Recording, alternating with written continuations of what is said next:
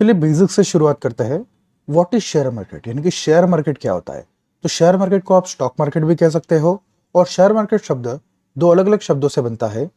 एक होता है शेयर, यानी कि पार्ट ऑफ कंपनी, यानी कि कंपनी का हिस्सा। अभी कंपनी का हिस्सा क्यों होता है और इससे कंपनी को और आपको क्या बेनिफिट मिल सकता है, ये हम आगे समझेंगे। अभी आप सिर्फ इतना समझिए कि शेयर का मतलब होता है कंपनी का हिस्सा, पार्ट ऑफ कंपनी। और जो दूसरा वर्ड होता है शेयर मार्केट में, वो होता है मार्केट। ये बहुत ही आसान है। मार्केट का मतलब होता है a place where people buy and sell things, यानी कि वो जगह जहां वस्तुएं खरीदी और बेची जाती है। इसका एक सिंपल सा एग्जांपल लेते हैं। आप वेजिटेबल खरीदने कहाँ जाते हो, तो आप कहोगे वेजिटेबल मार्केट में, सब्जी बाजार में। तो क्यों उसे वेजिटेबल मार्केट कहा जाता है? क्योंकि वहां पर कुछ लोग हैं जो आपको वेजिटेबल्स बेचते हैं और आप वहां वेजिटेबल्स खरीदने जा रहे हो। तो एक ट्रांजैक्शन हो रहा है, एक लेन देन हो रही है। और किस चीज की लेन देन हो रही है? वेजिटेबल्स की। इसीलिए उस जगह को वेजिटेबल मार्केट कहते हैं। उसी तरह यहाँ शेयर्स की लेन देन होती है, यानी कि कंपनी का हिस्सा खरीदा और बेचा जाता है। इसीलिए इसको शेयर मार्केट कहते हैं। शेयर मार्केट की शुरुआत ही होती है आईपीओ से। आईपीओ क्या होता है? आपने बहुत लोगों को कहते सुना होगा कि इस कंपनी का आईपीओ आने वाला है, इस कंपनी का आईपीओ में मैंने मुनाफा किया, उस कंपनी का आईपीओ डूब गया। तो आईपीओ का मतलब क्या होता है? तो आईपीओ एक शॉर्ट फॉर्म है जिसका फुल फॉर्म होता है इंग्लिश में इनिशियल पब्लिक ऑफरिंग। आप यहाँ पर लिखा हुआ देख सकते हो। और इनिशियल पब्लिक ऑफरिंग का मतलब होता है जब कंपनी पहली बार शेयर खरीदने के लिए पेश किए जाते हैं। यानी कि जब कंपनी अपने कंपनी का आईपीओ निकालती है तब वो पब्लिक को कहती है कि आप हमारे शेयर खरीदिए। उस प्रोसेस को कहा जाता है आईपीओ। आईपीओ यानी कि initial public offering share market का बहुत ही इंपॉर्टेंट हिस्सा होता है, क्योंकि आईपीओ आने के बाद ही आप उस कंपनी के शेयर में खरीदी और बिक्री कर सकते हो। तो चलिए इस इंपॉर्टेंट कंसेप्ट को समझने के लिए एक एग्जांपल लेते हैं। मान लीजिए एबीसी नाम की एक कंपनी है और वो कंपनी का कारोबार बहुत ही अच्छा चल रहा है और उनको मुनाफा हो रहा है। अभी उनके जो मालिक है वो ऐसा सोचते हैं कि उनकी अभी एक ही फैक्ट्री है, जैसे कि आप यहाँ पर देख सकते हो। लेकिन उनको दो अलग अलग शहरों में दो और फैक्ट्रीज ओपन करनी है। तो वो पूरा गणित करेंगे, पूरा हिसाब लगाएंगे कि उनको कितना पैसा जरूरी होगा दो और फैक्ट्रीज ओपन करने के लिए। और ये सब करने के बाद उन्हें पता चलता है कि रिक्वायर्ड मनी उनको है 10 करोड़ रुपया। मतलब उनको अगर दो और फैक्ट्रीज ओपन करनी है तो उसका खर्चा होगा 10 करोड़। अभी ये जो 10 करोड़ है वो दो अलग अलग जगह से जुटा सकते हैं। एक, या तो वो बैंक लोन ले सकते हैं, और दूसरा शेयर मार्केट में अपनी कंपनी का हिस्सा बेचकर लोगों से पैसा जुटा सकते हैं। लेकिन अगर वो बैंक लोन लेते हैं तो बैंक लोन पे उनको इंटरेस्ट देना पड़े, और 10 करोड़ के हिसाब से इंटरेस्ट भी उतना ही ज्यादा होता है। तो वो दूसरा ऑप्शन चूज कर सकते हैं। एबीसी कंपनी डिसाइड करती है कि वो शेयर मार्केट में अपनी कंपनी का हिस्सा बेचकर पैसा जुटाएगी। क्यों? क्योंकि इसके बहुत सारे और भी बेनिफिट्स होते हैं। जैसे कि अगर कोई कंपनी आईपीओ निकालती है तो वो उसके विकास की शुरुआत कहलाई जाती है। तो एबीसी कंपनी क्या करती है? अपने कंपनी के बहुत सारे छोटे छोटे हिस्से निकालती है। और जैसे कि हमने आगे समझा, कंपनी का हिस्सा क्या होता है? शेयर। तो एबीसी कंपनी एक दो तीन चार ऐसे टोटल 10 करोड़ शेयर निकालती है अपनी कंपनी के, और एक शेयर की कीमत रखती है 10 रुपया। तो अगर किसी कंपनी के टोटल शेयर यानी कि सब मिलाकर 10 करोड़ शेयर है और एक शेयर की कीमत है 10 रुपया, तो गणित लगाइए आप, कंपनी की टोटल वैल्यू कितनी हो गई? सिंपल सा आंसर है 100 करोड़। तो अभी एबीसी कंपनी की वैल्यू है 100 करोड़।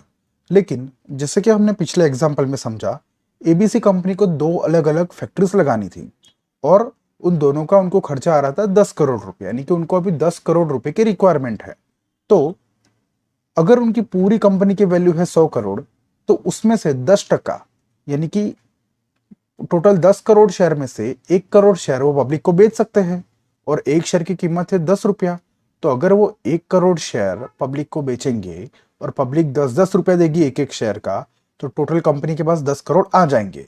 इस तरीके से कंपनी की जो रिक्वायरमेंट है, जो उनको नई फैक्ट्री ओपन करनी है, उसके लिए उनको जो पैसे की जरूरत है, इस तरीके से शेयर बेचकर यानी कि कंपनी का हिस्सा बेचकर कंपनी जुटाती है।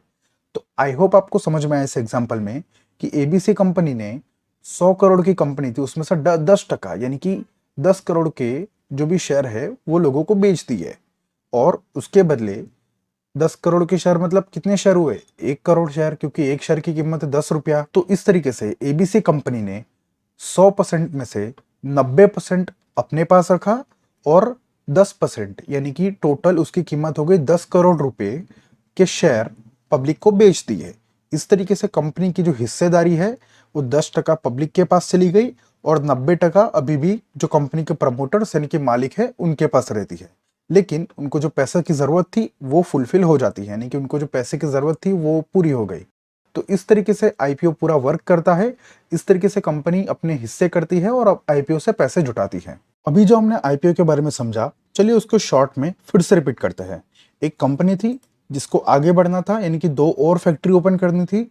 तो उसको जो पैसे की ज़रूरत थी ये पूरा करने के उनके पास 2 अलग-अलग रास्ते थे। या तो वो बैंक लोन ले सकते थे या वो शेयर मार्केट में लोगों को अपनी कंपनी का हिस्सा बेचकर पैसे जुटा सकते थे, यानी कि आईपीओ निकाल सकते थे।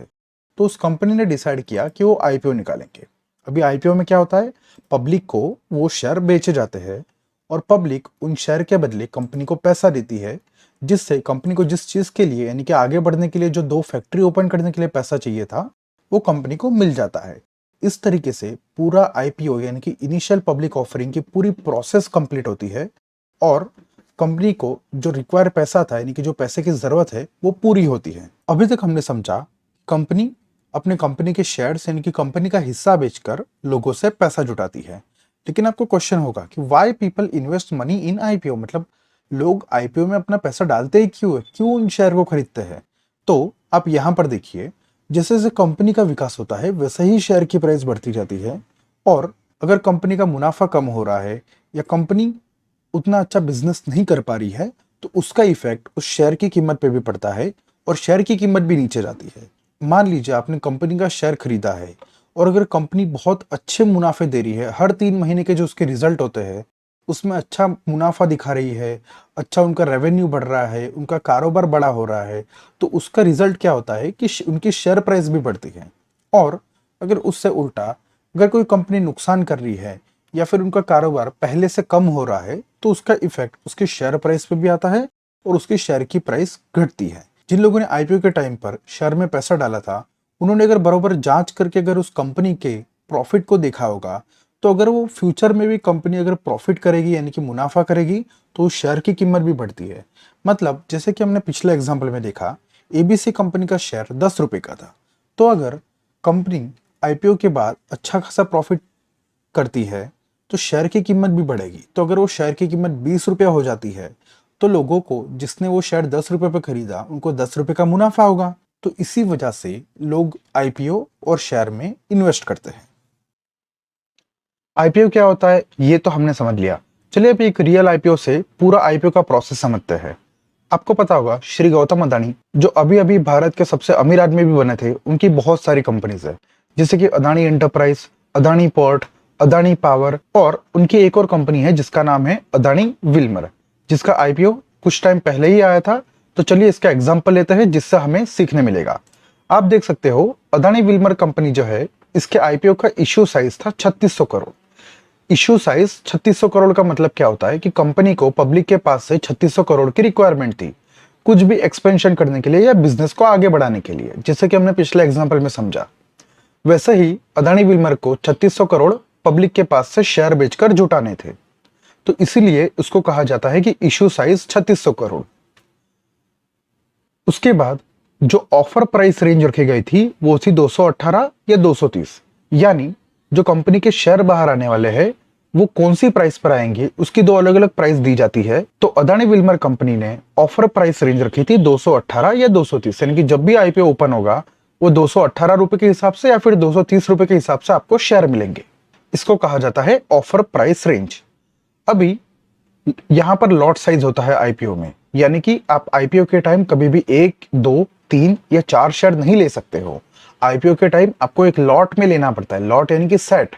आपको पता होगा अगर आप किसी भी होलसेल सेलर की दुकान पर जाओगे तो आपको वो कोई भी आइटम 1, 2 या 3 नहीं देगा, वो कहेगा आप पूरा सेट लीजिए, आप पूरा लॉट लीजिए, आपको 10 आइटम या 20 आइटम लेनी पड़ेगी।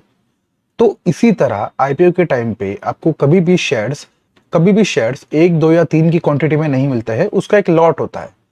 हर एक कंपनी अपने आईपीओ के टाइम अलग अलग लॉट साइज रखती है, लेकिन अदानी विल्मर ने लॉट साइज रखा था 65 शेयर का, यानी कि अगर आपको आईपीओ में इन्वेस्ट करना है तो आपको कम से कम 65 शेयर में इन्वेस्ट करना पड़ेगा। जिससे कि कंपनी ने कहा था कि शेयर की कीमत 218 होगी या 230 रुपए होगी और टोटल एक लॉट साइज में 65 शेयर होते हैं। इसका मतलब यानी आपका इन्वेस्टमेंट होगा 218 मल्टीप्लाई बाय 65 शेयर। क्यों? क्योंकि एक लॉट में 65 शेयर है, तो आपका कम से कम इन्वेस्टमेंट होगा 14,170 रुपया। लेकिन अगर कंपनी 230 रुपए के शेयर पे प्राइस इशू करती है, यानी कि 230 रुपया कंपनी का शेयर प्राइस फिक्स होता है, तो आपको 65 शेयर 230 रुपए के भाव पे लेने पड़ेंगे, यानी कि आपका इन्वेस्टमेंट हो जाएगा 14,950 रुपया। ये होता है वो प्राइस जो कंपनी का शेयर का भाव नक्की होने के बाद आपके बैंक अकाउंट में से कट जाता है। ये सब होने के बाद जब कंपनी का आईपीओ शेयर मार्केट में लिस्ट होता है, लिस्ट होने का मतलब क्या होता है कि जब वो कंपनी के शेयर मार्केट में आ जाते हैं, तब आपको पता चलता है कि आपने जो आईपीओ में पैसा डाला था वो बढ़ा या घट गया। तो अदानी विल्मर के केस में आईपीओ के दिन प्राइस हाईएस्ट प्राइस यानी कि सबसे ऊपर तक चला गया था शेयर 271 रुपए तक।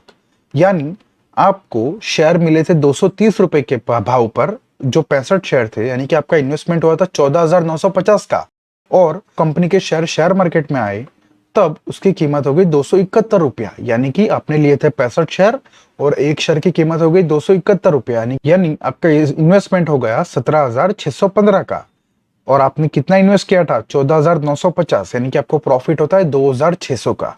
ये होता है आईपीओ प्रॉफिट। इसी के लिए बहुत सारे लोग आईपीओ में अपना पैसा डालते हैं। आई होप आपको समझ में आया होगा कि आईपीओ के अंदर क्यों इन्वेस्ट किया जाता है। और कुछ लोग क्या करते हैं, जो आईपीओ में उन्हें शेयर मिले हैं उसको कभी बेचते नहीं है, क्योंकि उन्हें भरोसा होता है कंपनी पे। उनको लगता है कि कंपनी अच्छा प्रॉफिट कर रही है और आगे भी करती रहेगी, तो उनको जो शेयर आईपीओ के टाइम पे मिलते हैं, यानी कि आपने जो एक लॉट यानी कि 65 शेयर लिए थे 230 के भाव पे, उन्हें वो बेचते नहीं है। तो अगर आप ऐसा करते अदानी विल्मर के आईपीओ के साथ, तो अदानी विल्मर शेयर की प्राइस सबसे हाईएस्ट यानी कि सबसे ऊपर अभी तक 878 चली गई है, और आपके पास 65 शेयर थे। तो कितना हो गया आपका इन्वेस्टमेंट? तो आपका इन्वेस्टमेंट कितना हो जाएगा? 57,000।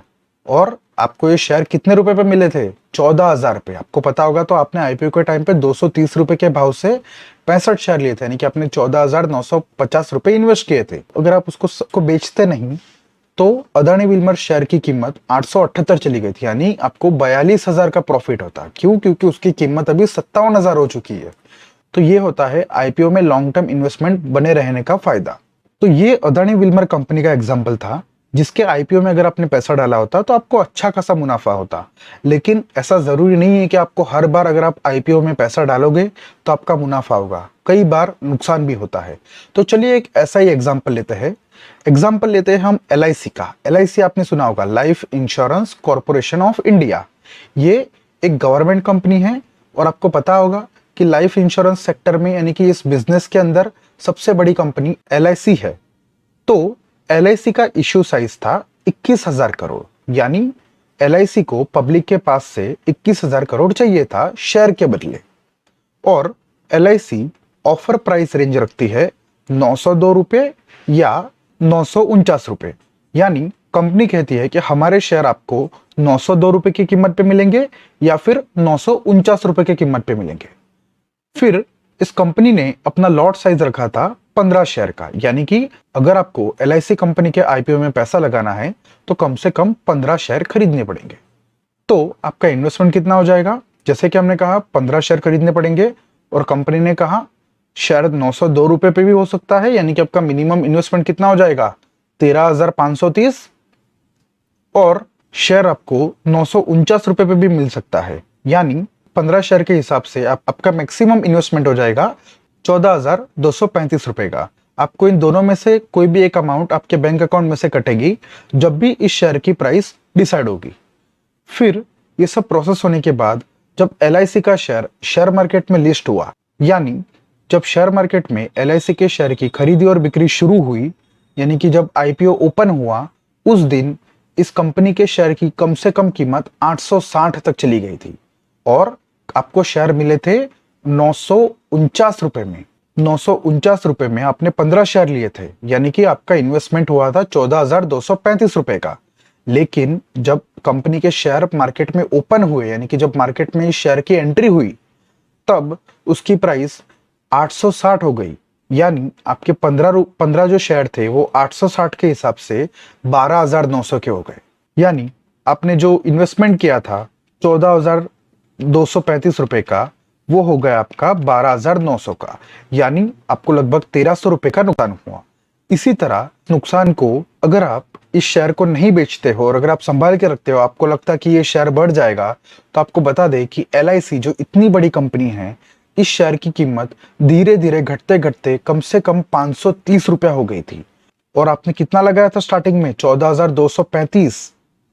आपको शेयर मिले थे 949 की कीमत से, जिसकी कीमत हो गई 530 रुपया, यानी आपके 15 शेयर की कीमत हो जाएगी 7,950। आपका नुकसान हो जाएगा 6,200 तक का।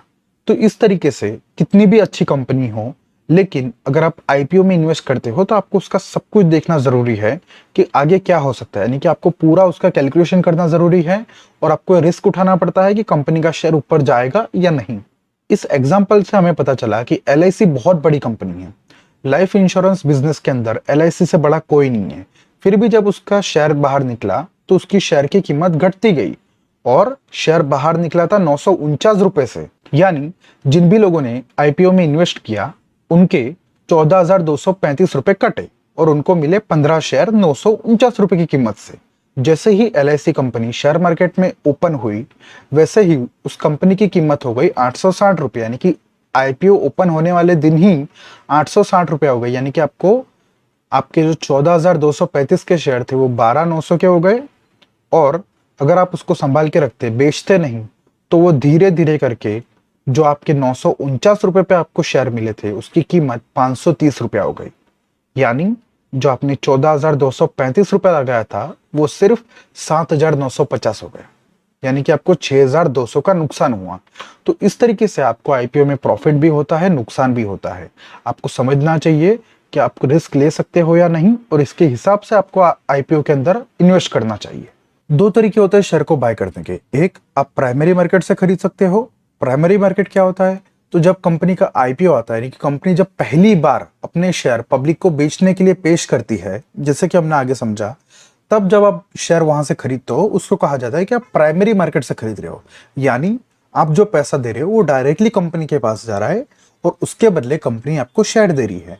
इसीलिए इसको प्राइमरी मार्केट कहा जाता है, मतलब IPO, और उसका मतलब होता है डायरेक्टली फ्रॉम कंपनी आप शेयर खरीद रहे हो। और दूसरा तरीका है सेकेंडरी मार्केट। जब IPO खत्म हो जाता है तो वो कंपनी के शेयर शेयर मार्केट में किसी के लिए भी खरीदने और बेचने के लिए खुल जाते हैं। तो आप शेयर मार्केट में जाकर खरीद सकते हो शेयर, और उस टाइम पे जिसको शेयर बेचना है उसके शेयर ऑटोमेटिकली आपको मिल जाते हैं और आपका पैसा उसके पास चला जाता है। ये सब कैसे होता है? जो हमने थोड़ी देर पहले समझा, स्टॉक एक्सचेंज के थ्रू। आपको कुछ नहीं करना होता, आपको सिर्फ जितने शेयर खरीदने हैं उतना पैसा आपके डीमेट अकाउंट में होना चाहिए, और फिर उस डीमेट अकाउंट में से आपका पैसा चला जाता है और उसके बदले आपके डीमेट अकाउंट में शेयर आ जाते हैं।